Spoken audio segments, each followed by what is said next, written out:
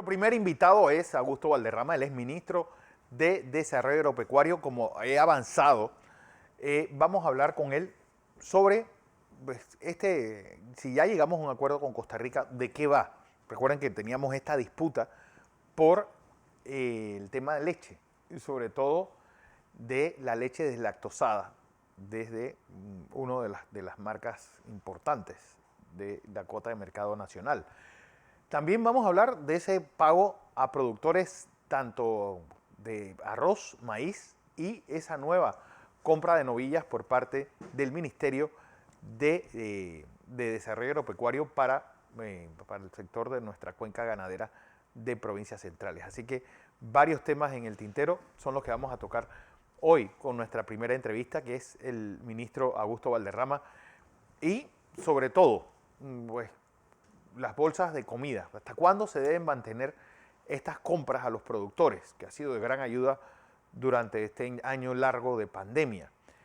Vamos a tener esos temas a continuación y estamos esperando ya al ministro Augusto Valderrama, que va a ser nuestro primer invitado hablando del tema agropecuario. También más adelante pues habrá otras entrevistas aquí, varias dirigidas al tema de las protestas que están convocando diferentes grupos en las áreas aledañas, sobre todo al Ministerio Público y a la Corte Suprema. Ministro, por favor, si conecta el audio para iniciar la entrevista. Buenos días. Buenos días. Muy buenos días a todos. Escucha esto, Fernando, un placer en estar con ustedes. Saludos al profesor Blandón y para nosotros siempre es dignificante estar en este programa. Yo siempre he dicho que es uno de los mejores orientadores transparentes de la situación política internacional y nacional. Así que somos fieles escucha. Sí, estamos acá nosotros hoy nuevamente señalando la importancia del sector agropecuario en esta crisis. Sí. Estuvimos en una gira por el interior el fin de semana, día jueves y viernes.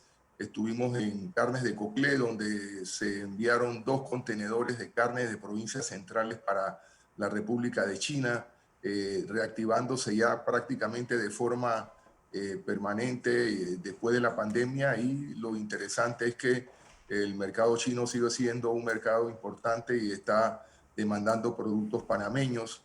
También estuvimos en varias áreas exportadoras de curcupitáceas, sandías, melones, y verdaderamente quedamos impresionados en 6 empresas que visitamos.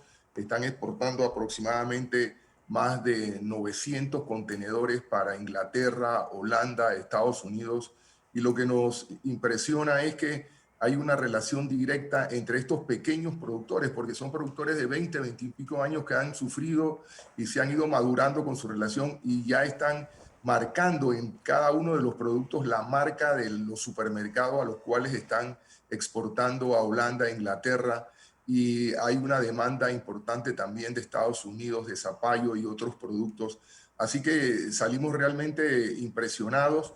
Visitamos también empresas grandes como el Ingenio Santa Rosa, que está invirtiendo de manera importante en el área de tecnificación y siendo, como lo dijo la vez pasada el ingeniero Blandón, buscando alternativas para el sector azucarero y poder ver otras oportunidades de negocio. En el área de Calesa están invirtiendo también fuertemente en el área de arroz y están viendo otras posibilidades de negocio, y también en el área de Río Grande. Así que nosotros vemos, Fernando y el profesor Blandón, que el sector agropecuario tiene las oportunidades en este momento de seguir liderizando el crecimiento, ganando confianza en los productores, que es lo más importante, y que el Estado tenga una política clara de defensa del sector agropecuario y que los productores sientan, como lo sienten en los países industrializados del primer mundo, que el sector agropecuario no solamente tiene un fundamento económico, sino además un fundamento social y de transferencia de riqueza y tecnología, y evitar que las zonas rurales y las zonas apartadas queden abandonadas y se vayan a crear situaciones de sobrepoblación en las capitales urbanas y en las áreas más pobladas. Eso nos lleva de mucha satisfacción, Ya estamos administrando el reglamento de la ley de agroparques, que lo vemos como una parte importante para el incremento de valor. Vimos producciones en el caso de Calesa ya con 200 quintales por hectárea de arroz. Están sacando un arroz que posiblemente pueda tener posibilidades de exportación y nos llena de mucha satisfacción que en medio de toda esta pandemia el interior sigue trabajando. Uno piensa que se detuvo el mundo, pero cuando uno ve a miles de trabajadores, la gente en el campo, la gente produciendo, verdaderamente pienso que estamos en un momento histórico que debemos aprovechar siempre de manera seria, transparente, buscando los intereses de la mayoría de los panameños, disminuyendo esa gran brecha social que hay entre nosotros y buscar un país mucho más cónsono, donde todos podamos echar adelante, ser dignos. Y verdaderamente este país de 4 millones de habitantes tiene la capacidad de producir alimentos, de comunicarse con un mundo exterior de más de 7.000 millones de habitantes, y tenemos una situación privilegiada, que es nuestra posición geográfica, nuestro canal, nuestra logística, lo cual nos encadena a un mundo internacional. Así que vamos avanzando en esa dirección. También estamos trabajando duro en que el gobierno de Estados Unidos, un aliado estratégico y comercial importante nuestro, recuperemos la aprobación para exportar carne hacia los Estados Unidos. Perdimos eso hace 38 años y no lo hemos podido recuperar. Ya con la ayuda del gobierno americano estamos estableciendo el sistema. Ya para el próximo mes de marzo, principios de abril, estaremos inaugurando el cacareado, el laboratorio de toxicología, que ya puede hacer las 22 pruebas que exige el gobierno americano. Y coordinando con el Ministerio de Salud, estamos iniciando el proceso de envío de pruebas hacia Estados Unidos para a más tardar en año y medio. Pensamos, primero Dios, tengamos la aprobación para recuperar un importante mercado para la carne panameña. Don José. Buenos días, Augusto. Buenos días, profesor. Un saludo. Permítame darle una buena noticia a usted, de carácter familiar, y voy a usar este medio por la importancia que para mí tiene esto. Ayer, el sábado domingo, a tu sobrina nieta, Ajá.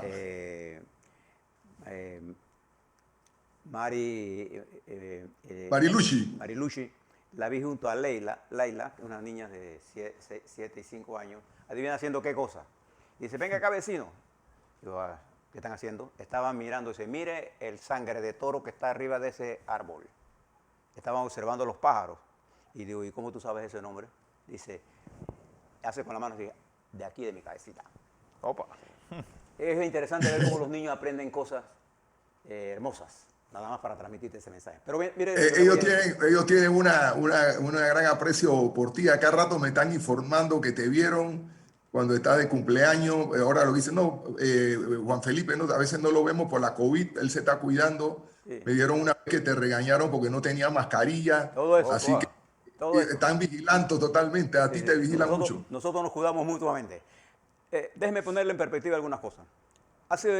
Aquí con Fernando y yo hemos discutido este tema del sector agropecuario desde el año pasado y dijimos que nosotros teníamos que ponernos como meta en el sector agropecuario triplicar el crecimiento del sector agropecuario y nadie nos creyó. Sin embargo, los números del año 20 indican que el sector agropecuario duplicó su crecimiento y creció a 4%. Un crecimiento histórico en el marco de la realidad que estamos viviendo. Es decir, en medio de la pandemia producimos más. Y eso es una cosa importante de reconocer. Sin embargo, quiero tocarle dos cosas. Hablando con unos productores del sector de Azuero, uno de los principales problemas que tienen ellos, Augusto, es el arrastre del financiamiento. Y ellos lo que están pidiendo, y me pidieron que te hablara sobre este tema, es que hay que buscar la forma de cómo conseguir un refinanciamiento de la deuda que le dé un espacio, ¿no? ¿Sí? Porque si se trata de ganadería de cría, una vaca, tú lo sabes perfectamente bien, no va a producir algo para vender en 2 años. Entonces, le transmito el primer mensaje. Hay sectores importantes del sector agropecuario que requieren de un refinanciamiento. Y lo otro es, ¿cómo quedamos con los ticos en lo de la leche? Lo de la leche. Sí. Sí, profesor, correcto. Nosotros hemos estado trabajando desde hace ya Antes de la pandemia, el tema lo primero se habló de una moratoria para el sector agropecuario. Nosotros nos reunimos por iniciativa del presidente de la Asamblea, Marcos Castillero, nos reunimos con la Superintendencia de Bancos, el Ministerio, el Banco de Desarrollo Agropecuario, el Banco Nacional y la Superintendencia de Bancos para buscar una solución definitiva o parcial, porque yo no creo que pueda ser definitiva en ese tiempo. Definitivamente el sector agropecuario se vio duramente golpeado, profesor, como usted lo sabe y lo sabe también Fernando, por las políticas aperturistas que se dieron, y yo creo que se abusaron en excesivo, por lo menos en el caso del arroz. Sí. El gobierno anterior se dedicó a importar arroz de Guyana a diestra y siniestra, inclusive contenedores se perdieron, se quemaron, se trajo arroz que ni siquiera podíamos absorber en medio de las cosechas con los productores. Eso, los productores de Darién, que son los que cosechan de último, sí, tenían que dejar el arroz en el campo, se perdiera, y se perdieron miles de dólares con gente que tenía préstamos bancarios, que tenía deudas en casas comerciales, etcétera. Igualmente pasó con la cebolla, con la leche y otros productores, y efectivamente el sector agropecuario trae un arrastre en cuanto al problema crediticio. ¿Qué es lo que ha hecho el gobierno del presidente Cortizo? Y creo que en eso va el fundamento, porque creo que no hay dinero en el mundo para poder hacer todo lo que querramos hacer en el sector agropecuario, pero sí establecemos una política de confianza mutua, de que las cadenas agroalimentarias funcionen, de que se privilegiemos la producción nacional y que las importaciones sean, en este caso, para apoyar en el caso de que haya falta de producción.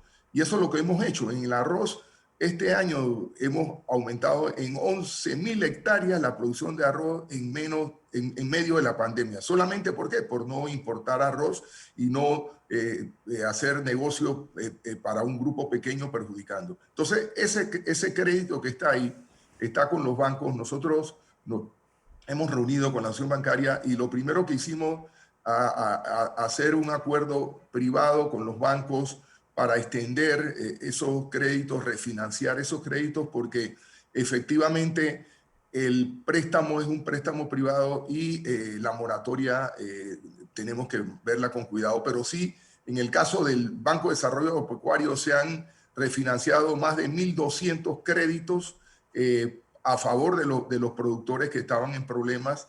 También estamos apoyando a esos productores con las compras de Panamá Solidario, y tenemos un caso ahora mismo de casi 1.000 y pico de productores que siguen teniendo problemas con los créditos.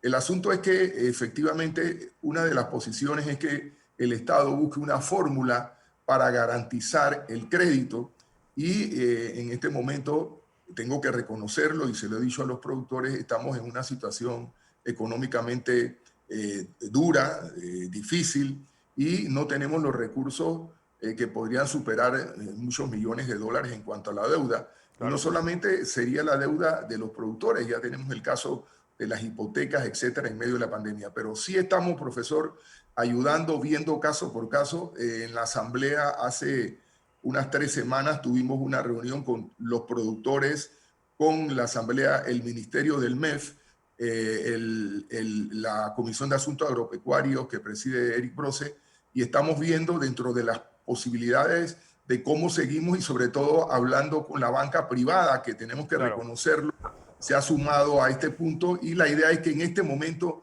ningún productor pierda su finca, estiremos las deudas y veamos más adelante cómo vamos ayudando, pero sí es un tema importante que hay que resolver, y sobre todo evitar que los productores pierdan su finca y su puesto de trabajo. Por el contrario, estamos pendientes diariamente de eso y vamos a buscar soluciones temporales hacia una solución más permanente cuando tengamos mayor recurso. En cuanto al tema de Costa Rica... Antes de ir a lo de Costa Rica, ministro, porque quiero abrir un paréntesis, porque me están enviando personas que tienen deudas, por ejemplo, los porcinocultores, que también están en la lista pendientes de pago, igual que me escriben pequeños productores de yuca, que están pendientes de los pagos de octubre y diciembre del 2020. Sí, ese es el caso de los productores de Panamá Agrosolidario, correcto. Exacto, sí, Siempre cuando vence el presupuesto y la tramitología, que verdaderamente como son fondos del Estado, hemos creado mecanismos verdaderamente bien innovadores en cuanto al pago, pero siempre hay alguna burocracia, alguna factura mal presentada, etcétera. Nosotros en el día de ayer se aprobó el pago y se firmaron todos los contratos de los porcinocultores sí. a pagarle a más tardar este viernes y en reuniones que hemos tenido con el viceministro Roñoni, que está al frente del Panamá Solidario, con el licenciado Carlos Mota de Lima, De Lima. estamos haciendo todos los esfuerzos para pagar esta y la otra semana, sobre todo a los pequeños productores que necesitan el dinero. Así que consideramos que tenemos los recursos, estamos haciendo los financiamientos, los procedimientos y ya entró el presupuesto nuevo, así que yo pienso que en ese sentido vamos a seguir pagando. En adicional, a los productores en la semana pasada, a los porcinocultores le hicimos un nuevo CAT por 5.000 cerdos por 1.8 millones y a los productores ganaderos le hicimos un CAT aproximadamente por 2.000 novillos por casi 2,5 millones. O sea que seguimos apoyando y sí tenemos que romper las trabas que siempre se dan en el gobierno en este tipo de situaciones y sobre todo a veces con los productores que tenemos algunos problemas que acelerar, pero tengan la plena seguridad que nosotros no dormimos y no pagamos y tenemos orden precisa del presidente de hacer esos pagos rápidos. Igualmente estamos haciendo lo mismo con el pago de arroz. Ya tenemos casi 6 millones pagados este año, tenemos ya 4 millones en la Contraloría y posiblemente estemos entregando 8 millones más para trámite en Contraloría. Es una situación que siempre está pendiente porque generalmente las necesidades de los productores con toda razón andan mucho más rápido que la velocidad nuestra de pagar, pero hasta la fecha del año pasado pagamos casi más de 80 millones de dólares. Este gobierno se puso al día con más de 40 y pico millones de dólares que se debían desde 2005 y pese a la pandemia, el profesor y Fernando, estamos haciendo el esfuerzo, entendemos. Si en el caso del arroz nosotros consideramos que hay una situación injusta, el presidente Varela inventó un método que yo creo que es totalmente absurdo de Como casi bajar todo lo el que hacía. precio del arroz al consumidor. El productor quedó financiando, él recibía 24.50 del molino, el molino ahora le paga 17 para que nosotros en gobierno tengamos que pagarle el 7.50 cuando eso era automáticamente de una relación comercial. Por primera vez en la historia tenemos en el presupuesto de este año los 81 millones para pagar ese pago de incentivos que incluye maíz, leche y otras leyes. Pero bueno, seguimos avanzando y tratando en esta pandemia de cumplirle a los productores que han sacado su casta y yo cada día me siento verdaderamente más comprometido con el hombre del campo y el trabajo que viene haciendo. Ministro, sobre el tema Costa Rica, ya se llegó el acuerdo con estos, sobre todo con los Dos Pinos, y la leche de lactosada, ¿no aprendimos nosotros a producirla en Panamá? Bueno, mira, ya Dos Pinos está haciendo leche de lactosada en Panamá. Con Ah, el sí. asunto de la crisis sacaron su de lactosada en Panamá. Estrella Azul tiene una leche de lactosada y también estuve en la visita en Nestlé y la empresa Nestlé ya está fabricando la leche de lactosada. El tema con Costa Rica se originó por un tema netamente técnico. A ellos se le vencieron 28 plantas los permisos de importación a Panamá y nosotros ordenando el sistema de importación. Aquí nunca se cumplió en los últimos años realmente el sistema fito y sanitario de inocuidad de alimentos. Las plantas se aprobaban directamente, ya se iba con la aprobación de planta debajo del bolsillo antes de ir a inspeccionarla. Y ahora estamos ordenando nuestra soberanía agroalimentaria y de sanidad alimentaria y de inocuidad de alimentos y estamos haciendo lo que la OMC nos ordena, hacer el análisis riesgo país, cuáles son las posibles enfermedades que hay en el país, después la aprobación de plantas y después. La reunión que tuvimos con Costa Rica reconoció que nosotros tenemos el derecho soberano de hacer la inspección de su sistema sanitario previo a la aprobación de las plantas. Así que en este momento hay una comisión técnica está compuesta por técnicos del gobierno panameño y tico que están resolviendo el tema de la inspección. Nosotros tenemos también una serie de plantas que ellos no nos han autorizado, la están analizando y también están nosotros analizando la planta de ellos. Y en el caso de Dos Pinos, se ha comprometido a hacer una inversión importante en el país para adquirir mucho mayor cantidad de leche producida en Panamá como debe ser. También tenemos la fábrica Nestlé, que ya anunció que su centro de compras para el mundo, para el mundo está en Panamá, casi 1.800 nuevos empleos, y van a producir alimentos para toda América Latina. Tenemos otra empresa, Estrella Azul, por un grupo hondureño, uno de los máximos productores de leche en Centroamérica, que también tiene interés en exportar. Así que vemos el sector lechero como una oportunidad. Nosotros no somos autosuficientes y queremos con Costa Rica como país hermano una relación mutua, beneficio, respetuosa, pero nosotros en los últimos años relajamos totalmente lo que fue la UPSA y lo que fueron las aportaciones, las aprobaciones de planta y país, y es lo que estamos nosotros enderezando con todos los países del mundo que tenemos relaciones comerciales. Otra cosa, ministro, y con esto quiero concluir, el caso AUPSA, que es algo que tiene, pues un poco, hay cierta tensión por parte de diferentes gremios agropecuarios, porque fue una promesa de campaña. La Asamblea está creando esta institución que va a reemplazar a AUPSA, pero no va a la velocidad que los productores quisieran. Sí, mira, nosotros hemos mantenido la línea de aprobación de eliminación de la UPSA, como lo prometió el señor presidente, y nosotros, a pesar de la UPSA actual, hemos mantenido una línea férrea, clara y precisa de defensa de la producción nacional, sobre todo de los productos sensitivos, y junto con el equipo de salud, el Ministerio de Comercio, el Ministerio del MIDA, tener una política comercial de defensa de nuestros productos sensitivos y apoyar el desarrollo tecnológico del agro panameño. Y eso está demostrado. Yo creo que los productores reconocen. Este año se incrementó en 500 hectáreas el cultivo de cebolla, que había sido prácticamente destruido anteriormente. Desaparecieron más de 800 hectáreas de cebolla, tomando una posición nacional de defensa, y que los productos que vengan de países realmente con su permiso sanitario correspondiente. Igualmente lo hemos hecho en el arroz. En el caso de la UPSA, entregamos el resuelto en octubre del año pasado, pasamos al proceso de discusión, se metió la pandemia y lo demás, pero yo sí quiero decirte que estamos ya prestos, ya se ha avanzado bastante en las subcomisiones. El licenciado Brose de la comisión y su equipo ha hecho una discusión nacional a nivel de todo el país, por todas las provincias, buscando diferentes consensos. La UPSA, como quede, no va a satisfacer a todo el mundo. Una ley, hay un sector que quiere que la UPSA se quede como está y con mayores poderes de lo que tenía anteriormente. Y hay otro sector que quiere que no haya nada y desaparezca la UPSA y solamente quede el Ministerio del MIDA y Salud.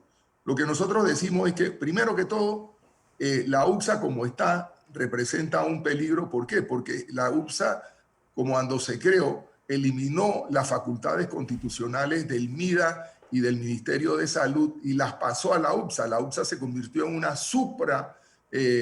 agencia por encima de la Constitución, arrebatándole las facultades de sanidad animal, sanidad vegetal y las del Ministerio de Salud en cuanto a la protección de alimentos.